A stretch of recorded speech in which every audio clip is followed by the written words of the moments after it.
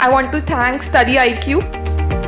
I would like to thank Study IQ team. Big round of applause to the team, management and staff of Study IQ. Hello everyone, I welcome you all to the Study IQ education platform. ये festive season चल रहा है। अभी पिछले कुछ ही दिनों में या तो आपने खुद ने ये बात एक्सपीरियंस करी होगी, या अपने रिश्तेदारों से सुना होगा, अपने फ्रेंड से सुना होगा, या अपने खुद के बच्चों से सुना होगा कि जी हम घर आ रहे थे लेकिन हमें दिवाली पे घर आने का प्लान अभी कैंसिल करना होगा। उसके पीछे के जो कारण थे वो दो मुख्य कारण थे। सबसे पहला कि भाई रेलवे की जो टिकट के प्राइसेस इस बार आसमान छू रहे हैं। अगर मैं आपको हल्की सी एग्जांपल दूं, 800 रुपए वाली नॉर्मल टिकट 2625 रुपए की बिकी है इस बार। दूसरा ये था जिन्होंने स्लीपर में ट्रेवल करना था, उनकी जो वेटिंग लिस्ट थी वो 700-800 के पार थी। तो इन सब चीजों के चलते हुए क्या इनके पीछे का कारण है, कैसे आप उन चीजों को अवॉइड करते हुए अपने घर सेफली और टाइमली पहुंच सकते हो, अगले साल के फेस्टिव सीजन के लिए आपको क्या स्टेप्स लगाने चाहिए उसके लिए, ये सब हम आज की क्लास में डिस्कस करेंगे। ठीक है, अगर आप न्यूज की बात करो तो ticket prices go through the roof during the festive season. Sleeper class का फेयर मुंबई से पटना जो 800 रुपए नॉर्मल है वो 2625 रुपए पे पहुंच गया। एंड उसके बाद सेकंड एसी की टिकट कितनी, 9000 रुपए की, जिसकी वजह से रश भी था। रश से फिर सूरत वाला केस हुआ, वो भी देखते हैं। अगर आप इन दोनों प्राइसेस को यहां तक पहुंचता हुआ देखो तो हम अगर इनका फिर एरोप्लेन्स के साथ भी कंपैरिजन करें तो ये तो एरोप्लेन से भी बहुत ज्यादा है। अगर आप एयरप्लेन्स की टिकट को नॉर्मल डे के ऊपर कंपेयर करो इनके साथ, तो एयरप्लेन की टिकट मुंबई से पटना की 7547 रुपए, 7814 रुपए, 8072 रुपए, 8329 रुपए सिर्फ इस रेंज में। और भारतीय रेलवे, जिसको रेलवे मतलब रेलवे को भारतीयों की लाइफलाइन माना जाता है, एक दिन में 1.5 से 2 करोड़ भारतीय ट्रेवल करते हैं रेल्स पे, उसके प्राइसेस इतना पहुंचना ये थोड़ा गड़बड़ है, ये थोड़ा विचार का विषय भी बनता है। ठीक है, लेकिन अगर हम इसके पीछे का कारण देखें कि भाई व्हाट्स द रीजन, उसके पीछे का कॉन्सेप्ट है डायनामिक प्राइसिंग, जो आप लोगों को जानना होगा। तो साल 2015-16 में रेलवे ये पॉलिसी लेके आया था डायनामिक प्राइसिंग की। अगर मैं आपको प्रैक्टिकली ये दिखाऊं, ये लिखा होता है जब आप टिकट बुक करते हो ना, नीचे लिखा होता है, बट यू पीपल यूजुअली आप इग्नोर कर देते हो इस चीज को। चलिए, ये आईआरसीटीसी का वेबसाइट है। हम टिकट लेते हैं जी, दिल्ली से चलते हैं, दिल्ली, और दिल्ली से चलते हैं हम लेट से मुंबई की टिकट बुक कराते हैं। चलिए, या सीएसएमटी की, छत्रपति शिवाजी महाराज टर्मिनल, 18 तारीख की लेते हैं। चलिए सर्च। ठीक है, पहली ट्रेन हमारे पास आई तेजस एक्सप्रेस। ठीक है, तो थर्ड टायर पे चलते हैं। थर्ड टायर पे जैसे ही हमने क्लिक करा, नीचे देखिए क्या लिखा आ रहा है, dynamic pricing is applicable in this train. Dynamic pricing इस ट्रेन के ऊपर लगती है। फेयर में इंक्रीज, यानी कि किराया बढ़ सकता है at the time of booking, उन्होंने क्लियरली नीचे लिखा है। इसके चलते हुए हमारे लिए समझना बनता है कि भाई ये डायनामिक प्राइसिंग आखिर है क्या, कैसे हम इस बढ़ते हुए फेयर से बच सकते हैं। तो अगर हम इसके बारे में बात करें तो पहले ये जान लेते हैं कि भाई क्या ये सभी की सभी ट्रेन के ऊपर लगता है। सबसे पहले तो आप टिकट बुक करते टाइम चेक कर लिया कीजिए। अगर मैं आपको गवर्नमेंट की बात बताऊं किन किन ट्रेन पे है, सबसे पहले तेजस एक्सप्रेस के ऊपर डायनामिक प्राइसिंग है। दुरंतो में अगर आप सफर कर रहे हो तो डायनामिक प्राइसिंग है। अगर आप वंदे भारत में सफर कर रहे हो तो डायनामिक प्राइसिंग है। अगर आप राजधानी में ट्रेवल कर रहे हो, अगर आप फिर हमसफर या सुविधा में ट्रेवल कर रहे हो, तब भी डायनामिक प्राइसिंग लागू होगी। दूसरा प्रश्न यह बनता है जी कि भाई किन सीटों के ऊपर लागू होगी, क्या सबके ऊपर लागू होगी, स्लीपर के ऊपर होगी या नहीं होगी। तो इसमें थोड़ा घुमावदार मुद्दा है। देखिए, बेसिकली ये है, वंदे भारत में आपने देखी होंगी 2 तरह के डिब्बे होते हैं, है ना, एक सी क्लास, एक ई क्लास। ई मतलब होता है एग्जीक्यूटिव क्लास। एग्जीक्यूटिव क्लास मतलब अच्छे वाली क्लास, जिसमें थोड़ी ज्यादा स्पेस होती है और कम सीटें होती हैं। दूसरा, आपने एसी की क्लासेस भी देखी होंगी, ये है फर्स्ट एसी। तो चाहे फिर वो एग्जीक्यूटिव कार है, चाहे फिर वो फर्स्ट एसी है, दोनों के ऊपर डायनामिक प्राइसिंग नहीं लगता। अभी आप ये सोच रहे होंगे सर इसमें तो मतलब अमीर लोग ट्रेवल करते होंगे, टिकट महंगी होती है, तो इसमें तो होना चाहिए था। नहीं, लेकिन रेलवे का इसके बारे में ये मानना है कि भाई इनमें जो प्राइसेस हैं वो ऑलरेडी बहुत ज्यादा है, तो प्रीमियम चार्जेस वगैरह सब कुछ इसमें लगा हुआ है, तो इसके ऊपर डायनामिक प्राइसिंग नहीं लागू होगा। अगला सवाल आता है जी किस किस पे होगा। तो अगर आप सेकंड एसी में ट्रेवल कर रहे हो, अगर आप थर्ड एसी में ट्रेवल कर रहे हो, अगर आप वंदे भारत वाली नॉर्मल चेयर कार में ट्रेवल कर रहे हो, या शान ए पंजाब एक्सप्रेस जैसी नॉर्मल चेयर कार में ट्रेवल कर रहे हो, या फिर आप स्लीपर क्लास में ट्रेवल कर रहे हो, सबके ऊपर डायनामिक प्राइसिंग लगेगा। अभी अगर समझे हम कि भाई डायनामिक प्राइसिंग लगता कैसे है, क्या कॉन्सेप्ट है इसके पीछे, तो रेलवेज ये बोलता है कि भाई मान लीजिए, बेसिकली ये डिमांड सप्लाई का मुद्दा है, ठीक है।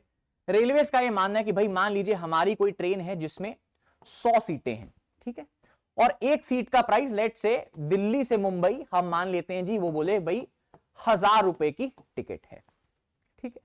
अभी रेलवे ये बोलता है कि भाई इस 100 में से जब हमारी पहली 10% सीटें यानी कि 10 सीटें भर जाएंगी, हम ये बेस फेयर 1000 से बढ़ा के 10% प्लस कर देंगे। मतलब इसका बेस फेयर ही, मतलब पहले 10 बंदों के बाद जो भी अगले 10 बंदे होंगे उनको टिकट कितने की पड़ेगी, 1100 रुपए की।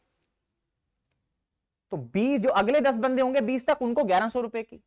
जो अगले होंगे 21 से लेके 30 तक, उनके लिए 10% और बढ़ जाएगा, मतलब 110 रुपए और, यानी कि 1210 रुपए की टिकट पड़ेगी। जो 31 से 40 तक होंगे उनके लिए इसका 10% बढ़ जाएगा, यानी कि इसमें आप 121 रुपए जोड़ लीजिए, 1331 रुपए की।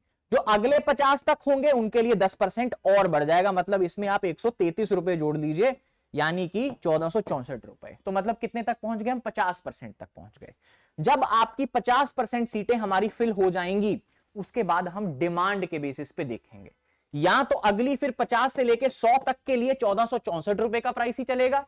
अगर और भी ज्यादा डिमांड हुई तो रेलवे बोलता है once 50% of the berths are reserved और सोल्ड, देन द प्राइस में increase by 5 times higher than the base price. मतलब ये 1000 रुपए 5000 भी बन सकता है, ठीक है। तो जैसे जैसे डिमांड होगी, जैसे जैसे आप पास नजदीक जाके बुकिंग कराओगे, जितनी ज्यादा डिमांड होगी उसको बोला जाता है डायनामिक प्राइसिंग का कॉन्सेप्ट या फ्लेक्सी फेयर का कॉन्सेप्ट। आपकी टिकट बढ़ती जाएगी। सो नाउ अगले साल के लिए, न्यू ईयर के लिए या क्रिसमस के लिए, if you have plans to go to home, तो अपनी टिकट एडवांस में बुक करा के रखो, ठीक है, specially if you are going on these trains. दूसरा जो इस साल फेस्टिव सीजन के ऊपर मुद्दा बना था, वो था जी अपना लेस स्लीपर कोचेस का, ठीक है। तो बेसिकली मुद्दा क्या है कि भाई अगर मैं आपको पटना सुविधा एक्सप्रेस की एग्जांपल देके समझाता हूं। अगर आप पटना सुविधा एक्सप्रेस को देखो तो उसमें 21 डब्बे हैं। 21 डब्बों में से 2-3 डब्बे गार्ड वगैरह के निकाल दीजिए, तो टोटल बचते हैं हमारे पास 18 डब्बे। 18 डब्बों में से आपको क्या लगता है कि भाई मेजॉरिटी ऑफ द भारतीय एसी पे ट्रेवल करते होंगे या स्लीपर क्लास के ऊपर? ठीक है, सबको पता है majority of the Indians are travelling on sleeper class. लेकिन अगर आप पटना सुविधा एक्सप्रेस को ही देखो तो इसमें जो 10 डब्बे हैं वो एयर कंडीशन के हैं और 8 डब्बे किसके हैं, स्लीपर के। जिस वजह से क्या होता है, स्टेशन के ऊपर इस बार रश लग गया। जनरल डब्बे आप छोड़ दीजिए, स्लीपर डब्बे हुए जो रिजर्वेशन वाले हैं और लोगों के बैठने की जगह नहीं थी। इसी के चलते हुए आपको क्या देखने को मिलेगा कि भाई सूरत पे जो स्टेशन था वहां पे स्टैम्पीड हो गया, मतलब भगदड़ मच गई, जिसके बीच में एक व्यक्ति की जान भी चली गई। You can see the pictures, 11 नवंबर की बात है ये, ठीक है। उसके बाद अगर आप ये स्टैट्स देखो, हावड़ा चेन्नई रूट देख लीजिए, ठीक है, one of the busiest route. Howrah Chennai route की बात करें तो अगर आप 2009 में देखो 73% स्लीपर कोचेस थे और 27% डब्बे एसी थे, और 2022 में 56% डब्बे एसी हो गए हैं, ठीक है, 56%। तो यहां पे इंडियन रेलवेज को सोचना होगा कि भाई majority of the Indian population किस में ट्रेवल करना चाहती है। ठीक है, आप एसी डब्बे बढ़ाइए, बट साथ के साथ जो स्लीपर कोचेस है उनकी भी तादाद बढ़नी चाहिए विद इंक्रीजिंग पॉपुलेशन, और उतनी तो रहनी चाहिए अगर नहीं भी बढ़ानी तो। सो वो दूसरा कारण बना जिससे फेस्टिव सीजन में स्टैम्पीड जैसी सिचुएशंस हुई। या आपको सीटें क्यों नहीं मिल रही थी, क्योंकि स्लीपर डब्बा जिसमें आपने रिजर्व कराया था उनकी मात्रा कम हो रही है साल भर साल। इस वजह से उनमें जो वेटिंग लिस्ट थी वो 700-800 पे पहुंच गई थी, राइट। उसके बाद अगर आपको इसी तरह से यूपीएससी की तैयारी करनी है तो हमारे पास we have foundation course for you. ये तीनों लैंग्वेजेस में अवेलेबल है, इंग्लिश एंड हिंदी। इंग्लिश वाला बैच शुरू हो रहा है 18 नवंबर से, इंग्लिश वाला 24 नवंबर से और हिंदी वाला 23 नवंबर से। इस कोर्स की कीमत 70,000 है। If you are preparing for UPSC, अगर आप करना चाहते हो, आपके फ्रेंड्स कोई करना चाहता है, तो we have a discount for you. इस पे आप जीएस लाइव कोड इस्तेमाल कर सकते हो और ये कोर्स आपको 24,999 रुपए का मिलेगा, ठीक है जी। उसके बाद अगर हम ये बात करें अगली बात कि भाई तीसरा कारण क्या बना, ये ओवरऑल जनरल कारण भी है। फेस्टिव सीजन में भी, फेस्टिव सीजन में इसकी जो इंटेंसिटी थी वो बढ़ गई। अगर जो आरटीआई एक फाइल हुई थी, मैं आपको कहानी सुनाऊं तो आरटीआई एक फाइल हुई थी। आरटीआई ने बताया कि भाई पिछले 4.5 सालों में इंडियन रेलवेज ने 1,16,060 मेल या एक्सप्रेस गाड़ियां कैंसिल करी हैं। और अगर आप ये पिछले बेसिकली देखो कि भाई 2023 या 24 में, पिछला साल ही देखो सिर्फ, 62 गाड़ियां ऑन एन एवरेज एक दिन में इंडियन रेलवेज कैंसिल होती हैं. So this is another challenge for Indian railways. ठीक है, तो ये सब कारण बने थे जिनकी वजह से इस फेस्टिव सीजन के ऊपर ट्रेन का जो प्राइस था वो बढ़ गया, क्योंकि ट्रेन कैंसिल होंगी तो ट्रेन कम होंगी, जिनके ऊपर होंगी लोग उनके पीछे भागेंगे तो डायनामिक प्राइसिंग की वजह से प्राइस बढ़ेगा, और प्राइस बढ़ेगा. दूसरा कारण साथ में ये मिल जाता है कि भाई स्लीपर डब्बे कम थे, स्लीपर डब्बे कम होने की वजह से आपकी वेटिंग लिस्ट ज्यादा जाएगी, तो इस वजह से भी आपके जो गेस्ट थे, रिलेटिव्स थे, फ्रेंड्स थे, वो नहीं पहुंच पाए आपके पास, या आप खुद को भी प्रॉब्लम हुई होगी. So for next time you should be very aware किन ट्रेन्स में आपको बुकिंग करनी है, कब बुकिंग करनी है, ऑलरेडी बुकिंग करके रखिए. I hope you find this video informative. What are your views about it? Do mention in the comments. अगर आपको भी कोई प्रॉब्लम हुई थी, ऐसा सिमिलर सिनेरियो था, तो do mention in the comments. I would be eagerly waiting to see them. Thank you so much. See you guys in the next one. Study IQ IAS. अब तैयारी हुई अफोर्डेबल.